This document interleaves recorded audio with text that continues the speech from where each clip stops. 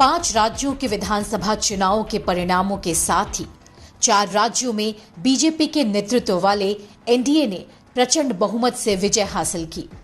लेकिन बीजेपी की इस विजय के साथ ही एक पार्टी और खासकर उसकी सर्वे सर्वा के सियासी सफर के अंत की नींव भी स्थापित हो चुकी है। जब से चुनावी नतीजे आए हैं तब से एक सवाल जो हर किसी के जहन में है कि क्या मायावती का राजनीतिक करियर समाप्ति की ओर है। बीएसपी को उत्तर प्रदेश की 403 में से केवल एक सीट पर जीत मिली है, तो क्या ये मान लिया जाए कि मायावती का हाथी अब कमजोर हो गया है, जो कि शायद ही खड़ा हो सके। मायावती के लिए आज जो हालात हैं, इसके लिए कहीं न कहीं खुद मायावती ही जिम्मेदार हैं।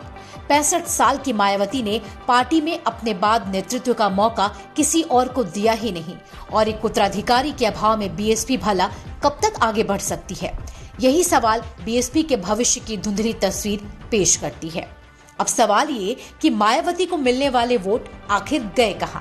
कई सियासी पंडितों का मानना है कि सपा और बीजेपी के बीच जो अंतर रहा, उसकी एक वजह बीएसपी से शिफ्ट होना वोट बना, यानी इन मतदाताओं ने हाथी का साथ छोड़कर कमल थाम लिया। इस बीच ऐसी भी अफवाहें उड़ी कि बीएसपी साइलेंट मोड में रहकर बीजेपी को फायदा पहुंचा रही है। इसके बदले में बीजेपी मायावती के भ्रष्टाचार के मामलों को दबाने में मदद करती है।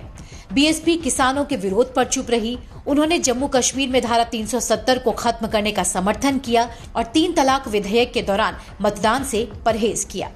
कभी दलितों की राजनीति करने वाली मायावती मौका परस्त राजनीति और सियासत में अपना हित साधने के चक्कर में इतनी आगे निकल गईं कि उन्हें इस बात का अंदाजा ही नहीं लगा कि मायावती का राजनीतिक करियर गर्त की तरफ बढ़ता जा रहा है। ग्रेटली मीडिया की रिपोर्ट।